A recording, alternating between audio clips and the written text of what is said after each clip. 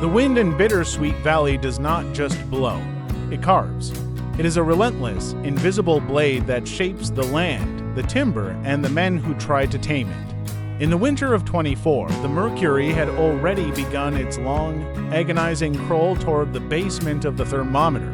People in this part of Montana are used to the cold, but there is a difference between the cold you can live with and the cold that wants to reclaim you. In the middle of this frozen expanse stood Marcus Henderson, a man who looked less like a visionary and more like a man who had finally lost his argument with reality. He stood at the edge of a jagged, rectangular wound in the earth, his shovel leaning against a pile of frozen clay that looked like shattered bone. His neighbors, driving by in their heavy-duty trucks with the heaters blasting, would slow down just enough to roll a window an inch or two, letting out a plume of warm breath and a jagged laugh. They called it Henderson's Folly. They called it the hillbilly grave. They told him that the earth was meant to bury things, not to grow them, especially when the air was cold enough to crack an engine block. Old Man Miller was the worst of them. He would pull his rusted Chevy to the shoulder of the road, the engine rattling like a tin can full of rocks, and lean his head out. He would ask Marcus if he was looking for gold or if he had simply forgotten that the sky was where the sun lived. He told Marcus that you cannot trick the seasons. He said that Montana had rules, and the first rule was that nothing green survives the month of January. Marcus would just nod, his face tucked behind a heavy wool scarf, and keep digging. He didn't tell them about the thermometers he had buried 3 years prior. He didn't tell them about the thermal mass calculations he had scribbled into the margins of his old seed catalogs. He just let them laugh. He could have explained the science of constant subterranean temperatures. He could have shown them the blueprints for the reinforced transparent roofing. He could have argued that the wind was his enemy only if he stayed above the surface, but he didn't. He just pushed the spade back into the dirt. The mockery was a daily ritual. At the local feed store, the talk always circled back to the man who was digging a hole to nowhere. They whispered that the solitude of the high plains had finally gotten to him. They said that Marcus was trying to grow tomatoes in a place where even the weeds gave up by October. It was a spectacle of absurdity to them, a man fighting the very foundation of their way of life. In a community where tradition was the only currency, Marcus was spending his days on a gamble that looked like madness. The skepticism was thick, heavy as the mountain mist, and it followed him every time he walked into town. He could feel their eyes on his back, measuring his failure before he had even finished the foundation. Marcus Henderson was not a man of sudden impulses. His life had been a series of lessons taught by the harsh hand of the Montana landscape. He had grown up on this same patch of dirt, watching his father lose half his hair and all of his patience to the unpredictable frosts that could kill a season's hope in a single night. He remembered the year 98, when a late June freeze turned a sea of vibrant green sprouts into black, shriveled mush in less than 6 hours. He had seen the way the local economy buckled when the growing season was shaved down to a mere 90 days. He knew the taste of a store-bought tomato and December mealy, pale and tasting more of cardboard and diesel than of the earth. It was that specific lack of flavor, that grayness of life in the winter, that began the itch in his mind. His motivation was born from a quiet desperation.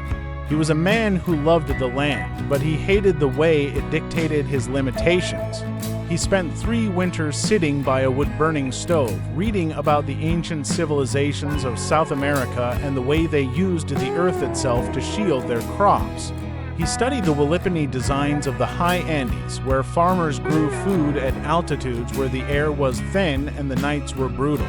He realized that while the air temperature fluctuates wildly, the earth just 6 or 8 feet down stays remarkably constant. It is the world's most reliable battery, soaking up the heat of the summer and holding onto it with a stubborn, geological memory. The preparation was not a matter of weeks, but of years. Marcus became a student of the sun. He tracked its arc across the Montana sky with the precision of an ancient navigator.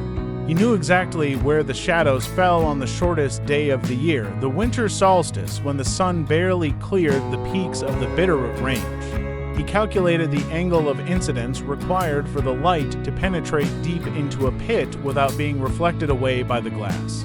He filled notebooks with data on soil density, moisture retention, and the R-value of various insulation materials.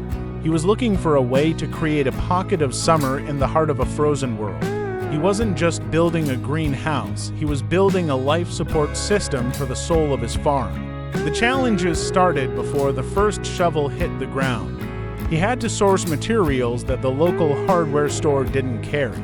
He needed heavy-duty, UV-resistant polycarbonate sheets that could withstand a hailstone the size of a golf ball and the weight of a 3-foot snowpack.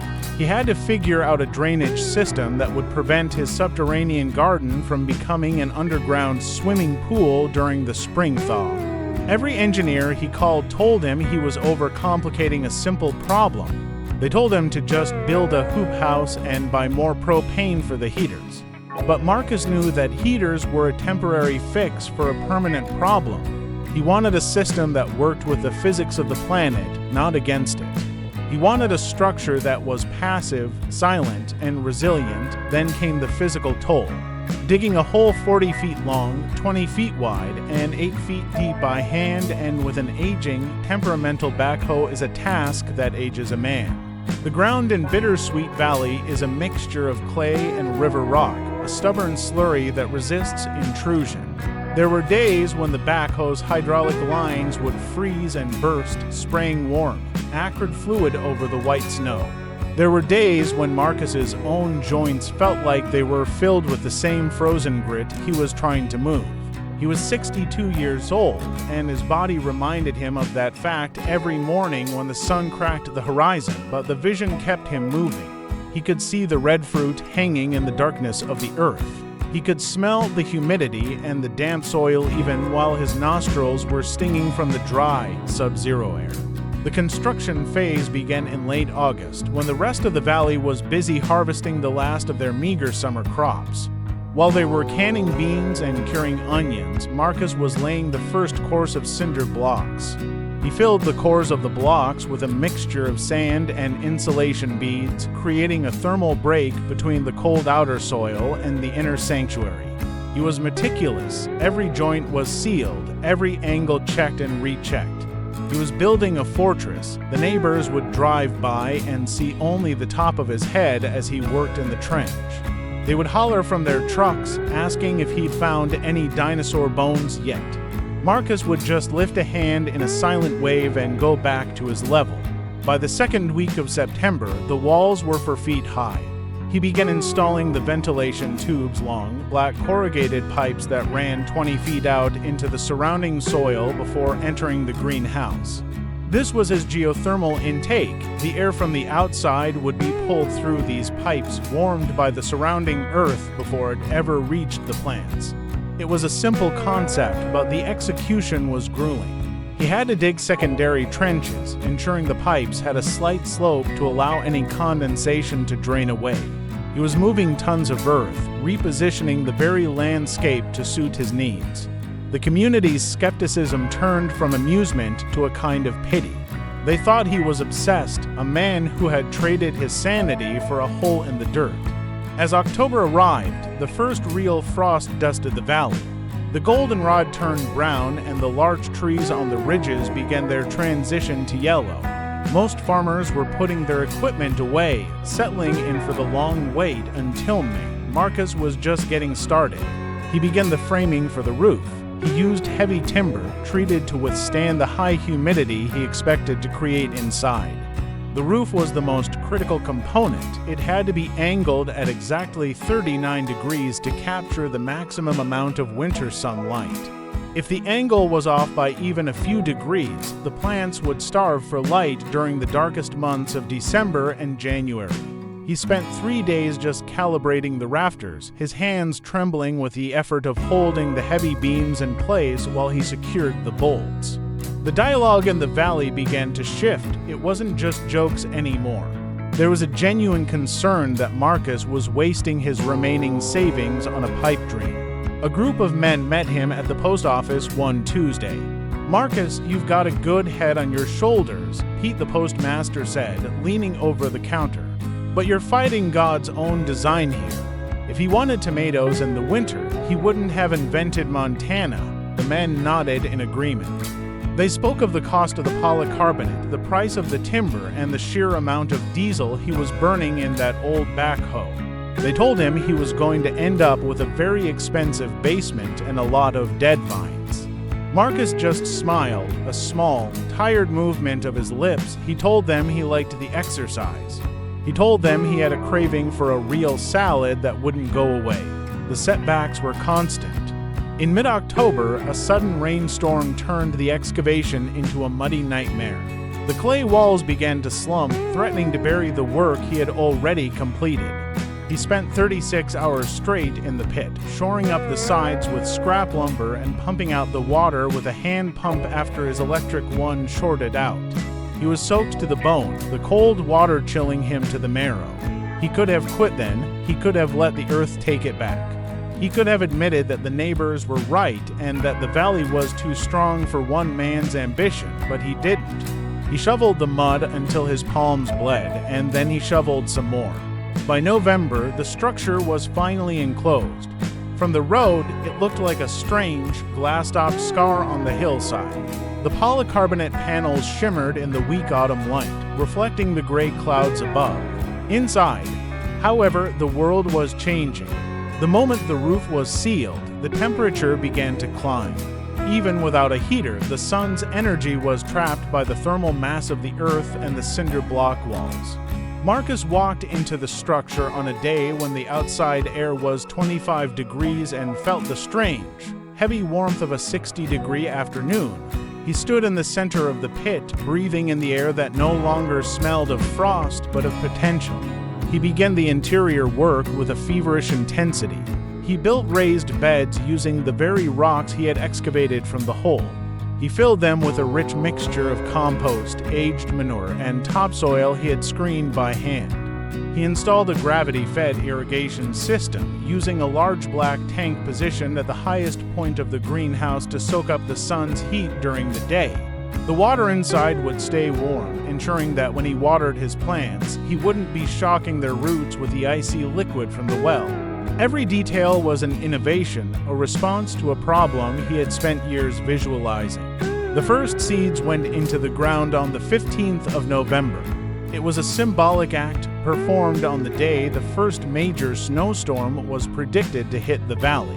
While the rest of the world was sealing their windows and stacking firewood, Marcus was gently pressing tomato seeds into the warm, dark earth. He planted varieties he had selected for their resilience and their flavor heirlooms with names like Brandywine and Cherokee Purple.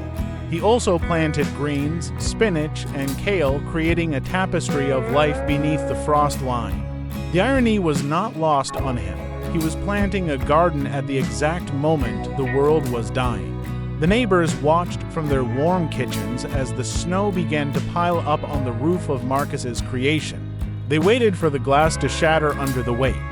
They waited for the cold to seep in through the earth and turn the interior into an ice box. They placed baits at the local diner on how long the first sprouts would last. $5 said they'd be dead by Thanksgiving. $10 said the whole thing would collapse before Christmas. Marcus ignored the talk. He spent his evenings in the greenhouse, lit by the soft glow of a few solar-powered lamps. He watched the soil, waiting for the first sign of movement. Then came the first miracle. In the final week of November, as a blizzard howled outside, a tiny, pale green loop broke the surface of the soil. It was a tomato sprout. It was fragile, barely a half-inch tall, but it was alive. Within 48 hours, dozens more followed. The contrast was staggering. Outside, the wind was gusting to 50 miles per hour, and the visibility was less than 10 feet. The temperature had dropped to a bone-chilling -10, but inside the Willipony, the air was a steady 65 degrees. The earth was doing its job. The thermal mass of the walls and the deep floor was releasing the heat it had stored during the day, keeping the frost at bay. Marcus began to document everything. He recorded the outside temperature, the inside temperature at floor level, and the temperature of the soil itself. He found that the soil remained a constant 58 degrees, regardless of how hard the wind blew above. He was learning the language of the earth. He realized that the deeper he went, the quieter the world became. In the greenhouse, he couldn't hear the roar of the wind. He could only hear the slow, rhythmic drip of condensation falling from the roof onto the leaves. It was a cathedral of growth, a sanctuary he had carved out of the mountain. The middle of December brought the first true test. A cold front descended from the Yukon, a mass of Arctic air so dense and cold that it felt like a physical weight. The forecast predicted temperatures would drop to -30, with wind chills reaching 50 below. This was the kind of weather that killed livestock and shattered pipes. In the valley, people moved with a grim urgency, double-checking their fuel levels and bringing their dogs inside. They looked toward Henderson's Hill, expecting to see a dark, frozen hole. They expected the experiment to end here. Marcus prepared for the siege. He moved a small cot into the greenhouse, not because he needed to tend to the plants, but because he wanted to be there when the crisis hit. He wanted to feel the struggle between his creation and the elements. He brought a thermos of coffee and a thick wool blanket. As the sun dipped behind the peaks, the temperature outside began to plummet. It dropped 10 degrees in a single hour. The polycarbonate roof groaned under the contracting cold, making sharp, snapping sounds like pistol shots. Inside, Marcus watched the thermometer, 60 degrees, 58 degrees, 55. The decline was slow, much slower than the world above. The thermal mass was holding. The heat from the deep earth was rising, meeting the cold that tried to press down through the roof. It was a battle of physics. Marcus sat in the dark, listening to the silence of the plants. He could smell the damp earth, a scent so out of place in a Montana December that it felt like a hallucination. He reached out and touched the leaf of a tomato plant. It was warm. It was vibrant. It was defying every rule the valley had ever lived by. By 3 in the morning, the outside temperature hit -35. The air was so cold it had become brittle. If you threw a cup of water into the air, it would hiss and turn to ice before it hit the ground. On the road, a truck had stalled, its fuel lines gelled by the extreme cold. But inside the pit, the temperature had stabilized at 52 degrees. It was a victory. It wasn't balmy, but it was safe. The frost point was miles away. The plants were not just surviving. They were thriving in the CO2-rich environment of the underground chamber. When the sun finally rose, it was a pale, cold orb that provided no warmth, only a harsh, blinding light. Marcus climbed out of the greenhouse, his breath instantly turning into a thick cloud. He looked at the world around him. Everything was encased in a thick layer of rime ice. The trees looked like glass sculptures. He walked to the road where a neighbor, Joe, was trying to jump-start his tractor. Joe looked up, his face red and peeling from the frostbite. "You still got anything alive in that hole, Marcus?" Joe asked, his voice cracking. Marcus didn't say a word. He just beckoned Joe to follow him. They walked across the crunching snow to the edge of the pit. Marcus opened the heavy, insulated hatch and stepped down the ladder, Joe following hesitantly behind. As Joe's head cleared the threshold, he stopped. He gasped. The transition was so violent it made his head swim. One moment he was in a world of white death, and the next he was surrounded by the lush, deep green of a jungle. The smell of tomato vines, that sharp, peppery, unmistakable scent hit him like a physical blow. "My God," Joe whispered, reaching out to touch a leaf as if he expected it to be made of plastic. "It's actually growing." "It's not just growing, Joe," Marcus said, pointing to a cluster of small, green orbs hanging from a vine. "It's producing." The news spread through Bittersweet Valley faster than the cold front. At the diner, the Bates were settled in stunned silence. The man they had ridiculed, the man they had called a fool for digging a grave, had found a way to beat the winter. But the true crisis was only beginning. The big freeze of 24 was not a one-night event. It was the beginning of a 3-week atmospheric blockade that would push the community to its absolute breaking point. And in that time, Henderson's Folly would become the valley's only hope. The build had been a labor of isolated conviction, but as the plants grew taller, reaching for the polycarbonate sky, the structure itself began to change Marcus. He became more attuned to the subtle shifts in the environment.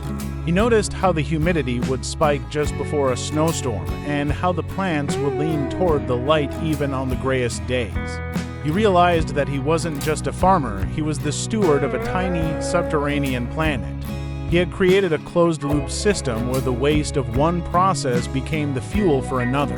The condensation that gathered on the ceiling would drip back into the beds, providing a constant, gentle irrigation.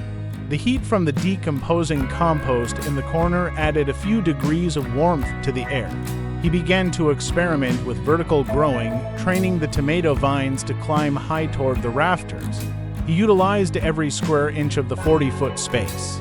He planted herbs in the gaps between the larger crops basil, cilantro, and parsley.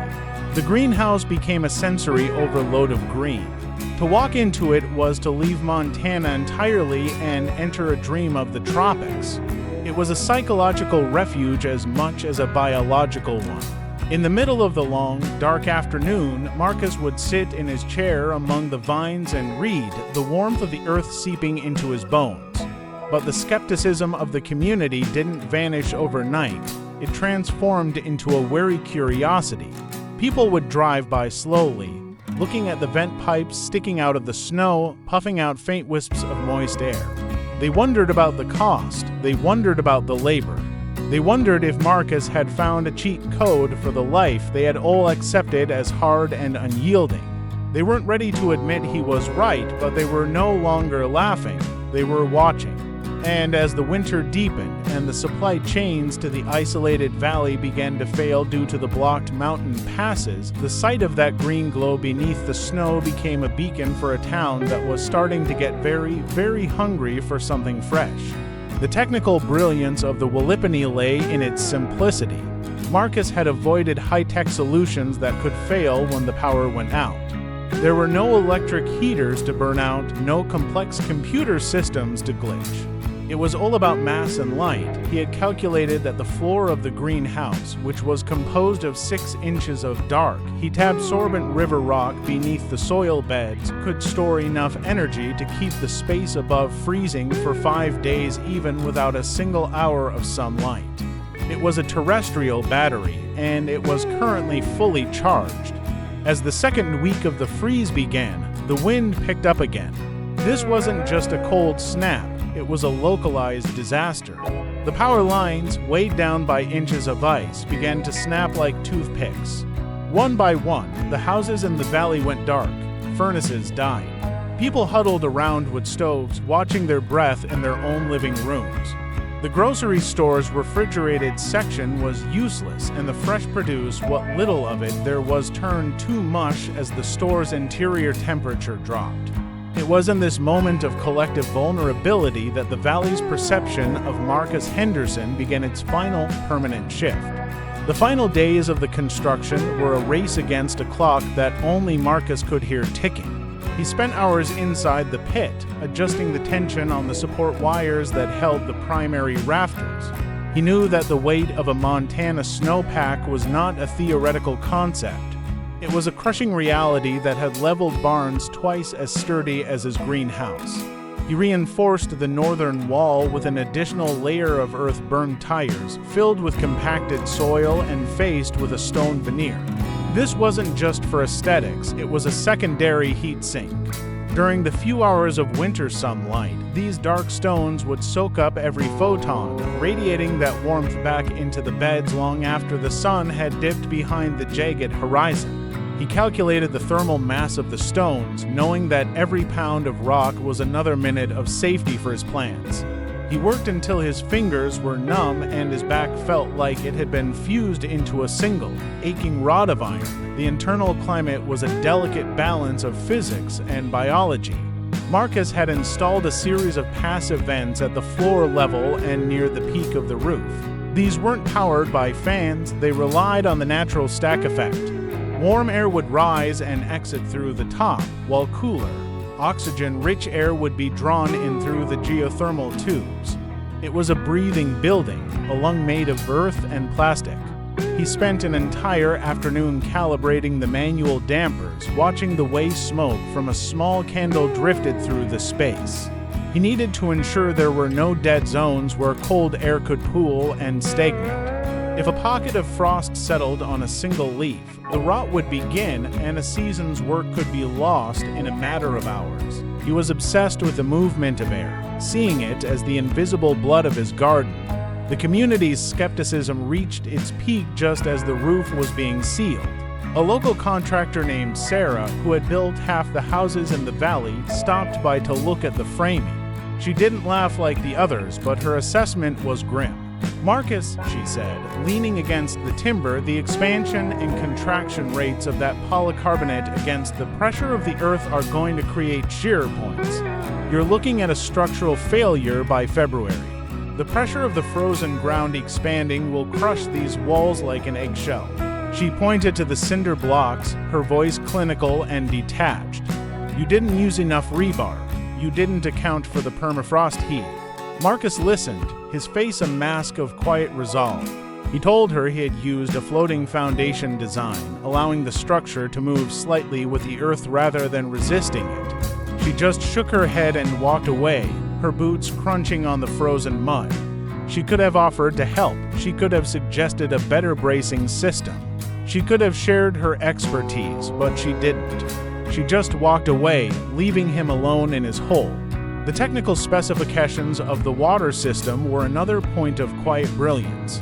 Marcus had dug a secondary well point inside the greenhouse, reaching down into the perched water table of the hillside. This water, filtered by the earth, came out at a constant 52 degrees.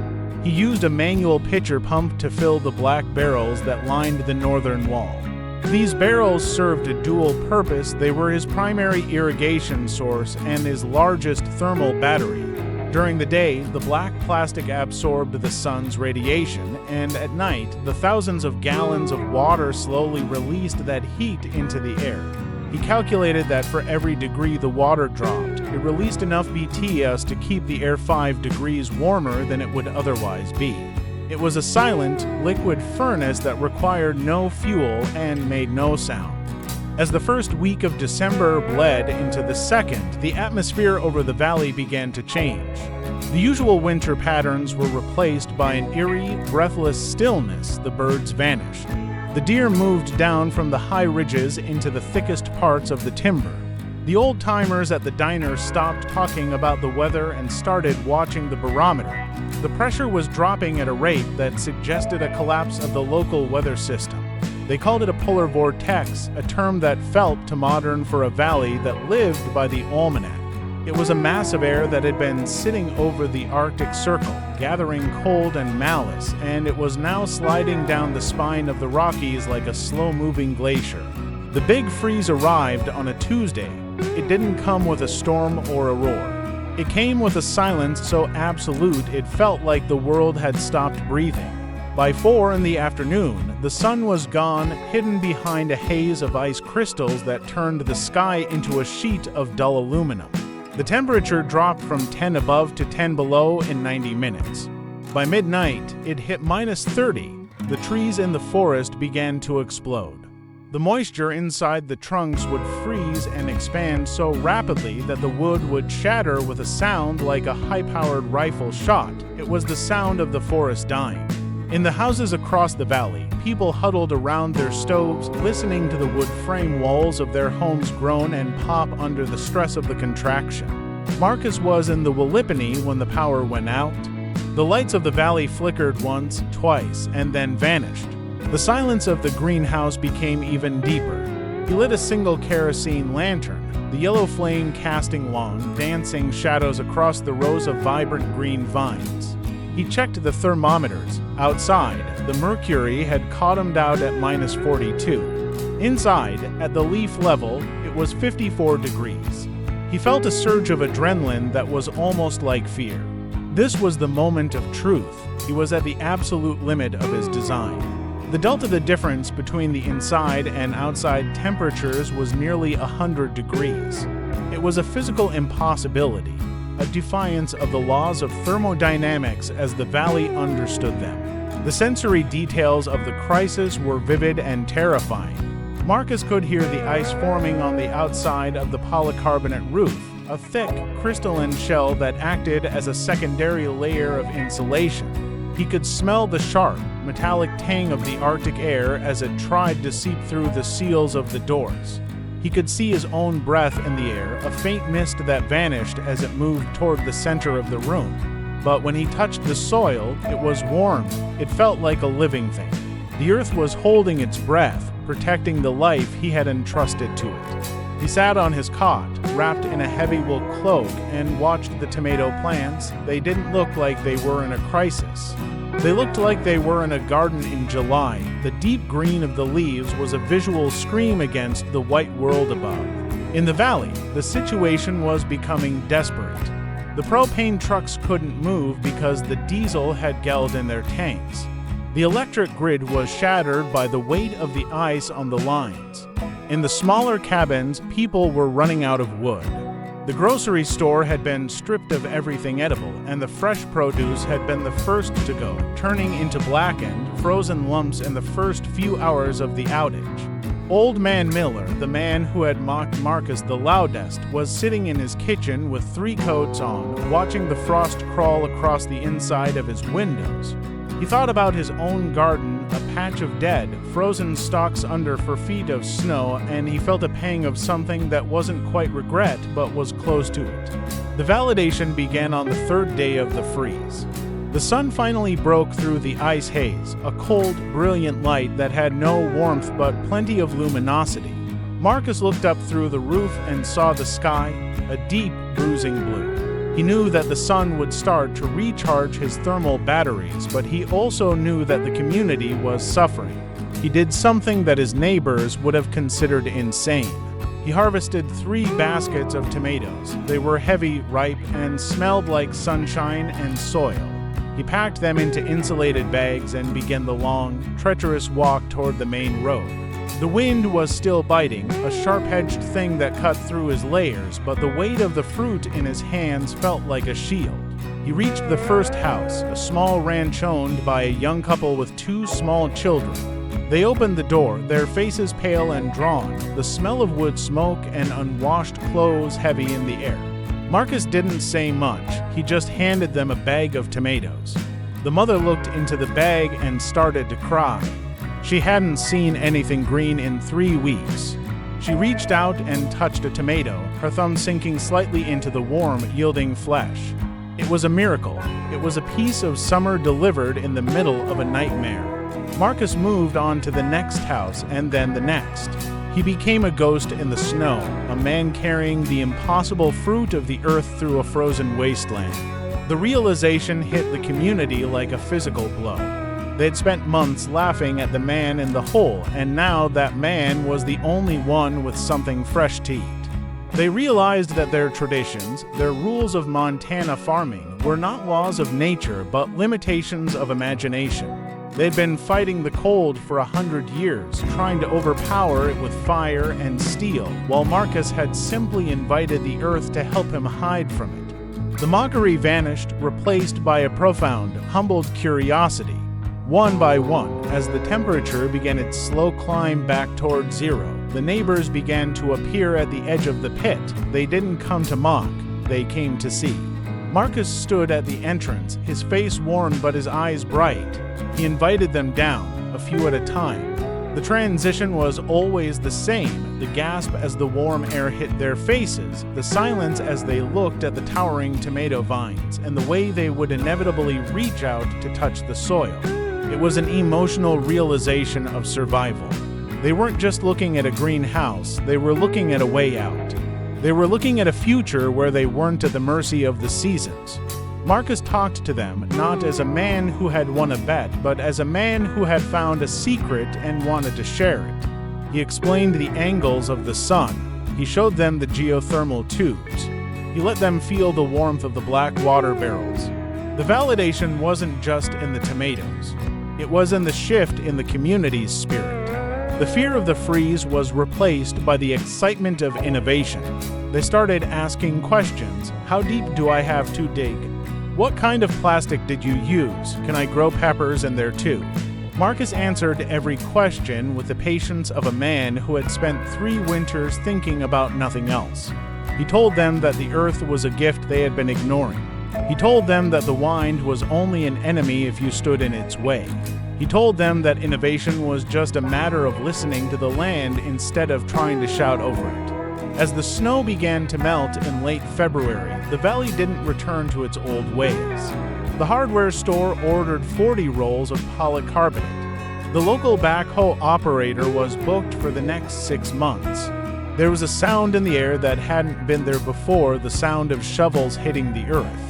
People were digging. They were following the path Marcus had carved into the hillside. The hillbilly grave had become the blueprint for a new kind of independence. Marcus watched from his ridge, his hands finally resting. He could have kept the secret to himself. He could have sold the plans for a fortune. He could have looked down on the people who had mocked him, but he didn't.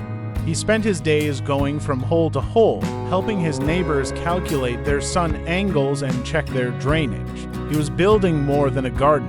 He was building a legacy. The impact of the Wallipini went beyond just food. It changed the way the people of Bittersweet Valley looked at their environment. They stopped seeing the winter as a season of death and started seeing it as a season of subterranean potential. They began to experiment with other crops, lemons, limes, even coffee plants. The valley became a microclimate of innovation, a pocket of the world where the rules of geography had been rewritten by one man's refusal to accept a mealy, store-bought tomato. The legacy of Marcus Henderson was not just in the structures he helped build, but in the mindset he instilled in his neighbors, the belief that the hardest ground often holds the most warmth if you are willing to dig for it. The historical significance of that winter was marked by a shift in the local economy. The valley became known as the Green Pit of Montana. Researchers from the state university came to study the thermal efficiency of the designs. They found that Marcus's informal calculations were within 3% of their computer models. They were amazed that a man with a shovel and a library card had solved a problem that had plagued the High Plains for a century. But Marcus wasn't interested in the accolades, he was interested in the soil. He was interested in the way the sunlight looked when it hit the leaves at 3 in the afternoon on a Tuesday in January. The final phase of the validation was personal. Marcus sat in his greenhouse on the 1-year anniversary of the Big Freeze. The outside temperature was a mild 20 degrees, but inside, he was harvesting the descendants of those first tomato seeds. He looked at the walls he had built, the stones he had carried, and the earth that had protected him. He felt a profound connection to the lineage of farmers who had come before him, the ones who had looked at a desert or a mountain and seen a garden. He realized that perseverance was not just about enduring the cold, it was about imagining the warmth. It was about having the courage to be the fool in the eyes of the world so that you could be the provider in the eyes of your community. The lessons of the Wallipini were shared across the region. Marcus wrote a small, handwritten guide that was photocopied and passed from hand to hand. It didn't have fancy diagrams or complex jargon. It spoke of the weight of the snow and the memory of the earth. It spoke of the need for patience and the importance of a level line. It became the Bible of the new Montana homesteaders.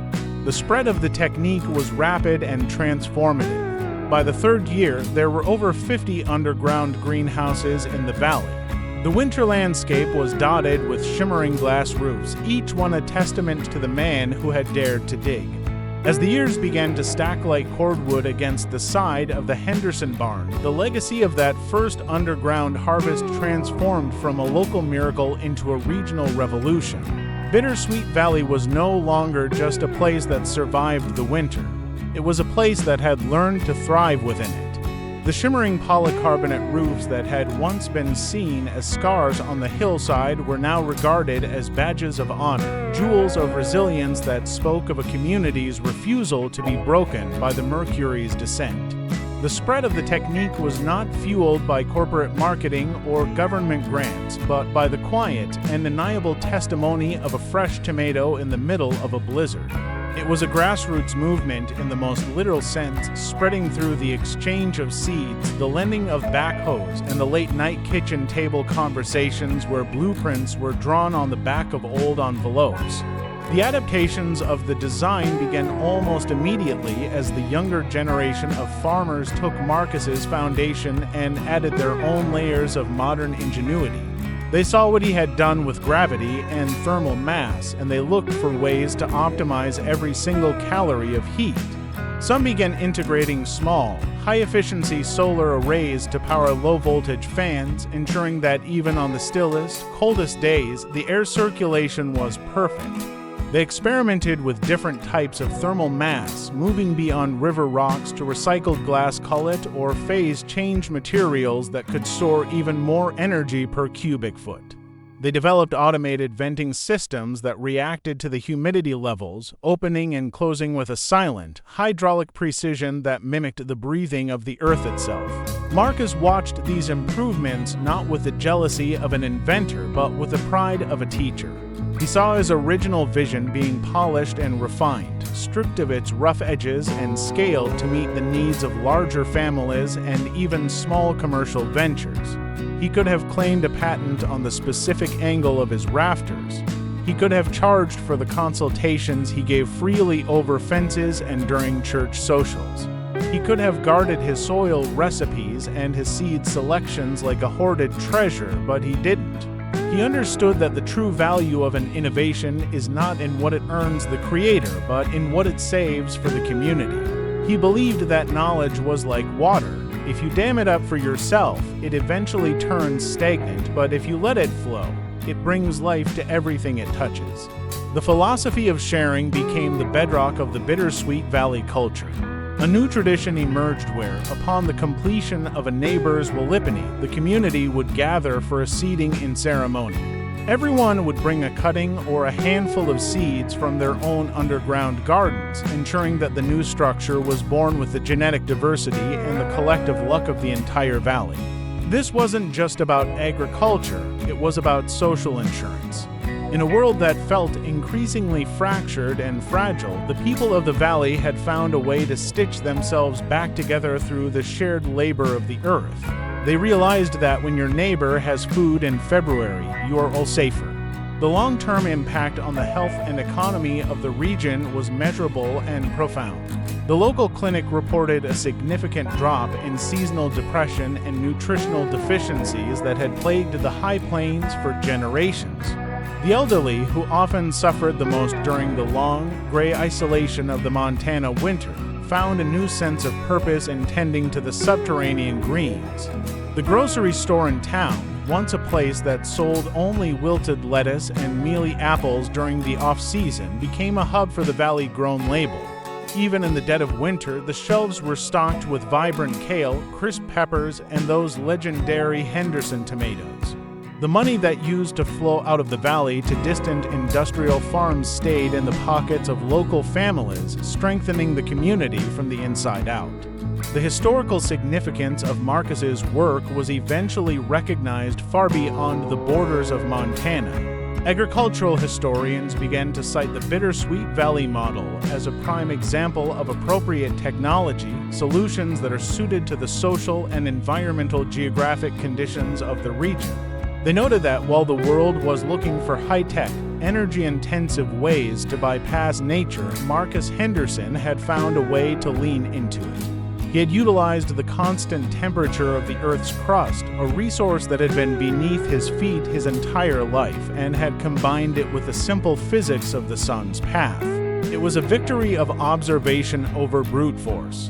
The technical data gathered over a decade of operation proved the staggering efficiency of the design.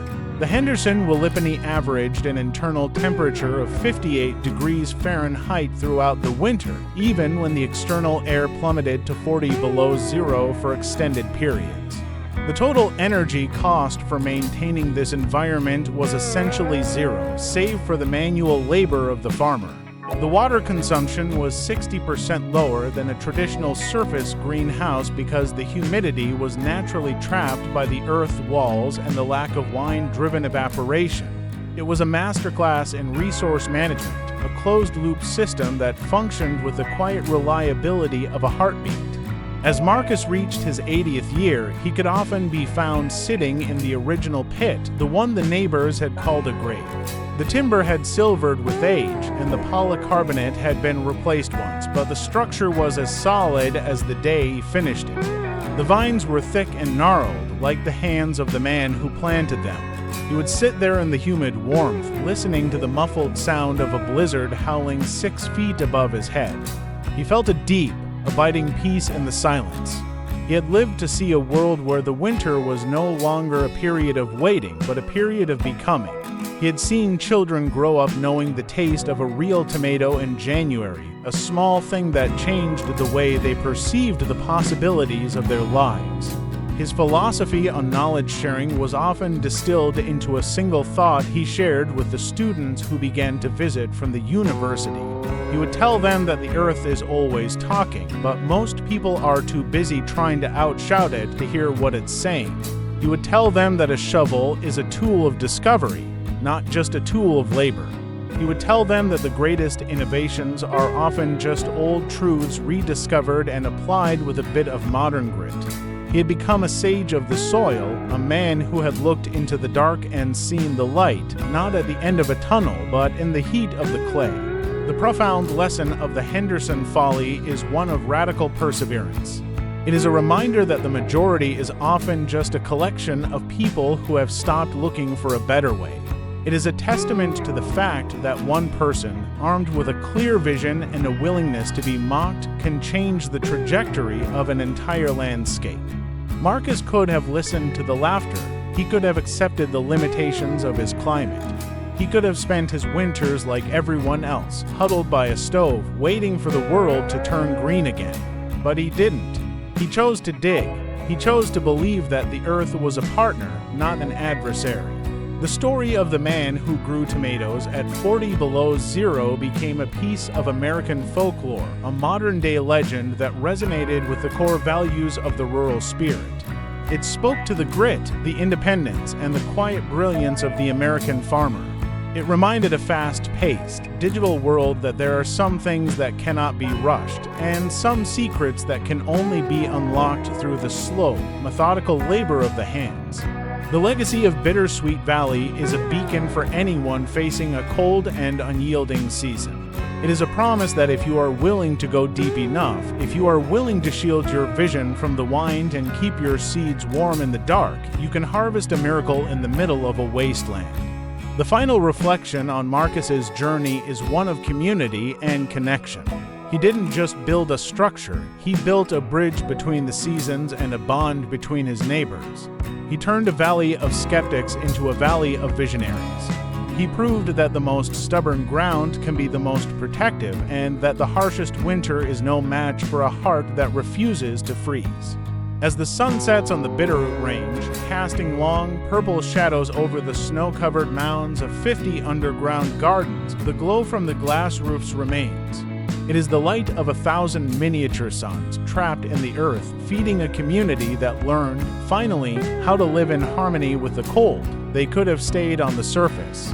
They could have kept their shovels in the shed. They could have believed that the frost was the final word, but they didn't. They followed a man into the earth, and there they found the summer they thought they had lost forever. The tomatoes are still growing in Bittersweet Valley, red and heavy and sweet, a defiance of the wind and a triumph of the will. And every time a child bites into one while the snow piles up against the door, the ghost of Marcus Henderson's laughter echoes softly through the warm, damp air of the world below. The legacy continues to evolve as new challenges arise. The changing climate has brought more unpredictable storms and even deeper freezes, but the people of the valley are not afraid. They know that no matter how hard the wind blows or how low the temperature drops, the earth remains constant. They have a sanctuary. They have a system. They have the knowledge that was bought with Marcus's blisters and defended with his quiet resolve. The innovation has become the tradition, a new set of rules for a new Montana written in the soil and signed with the harvest. In the end, Marcus Henderson's story is not about farming. It is about the human capacity to imagine a reality that does not yet exist and to labor until it does. It is about the courage to be different when being the same is easier. It is a story for every person who has ever been told that their idea is a folly, that their path is a grave, or that their dream is a physical impossibility. It is a call to pick up the spade and start digging, to look past the frozen surface and find the warmth that is waiting to be uncovered. Because in the heart of the deepest winter, there is a summer that cannot be conquered, provided you have the vision to see it and the strength to bring it to the light. The lesson of the valley is clear. Do not fear the cold, for it is only the absence of the sun, and the sun can be caught, held, and stored by those who are patient enough to build a home for it beneath the feet of the world. The legacy of the tomatoes at -40 is a legacy of hope, a vibrant, green, and delicious proof that we are not victims of our environment, but architects of our own survival. As long as there is a man with a vision and a piece of dirt, there will be life in the darkness, and there will be fruit in the frost.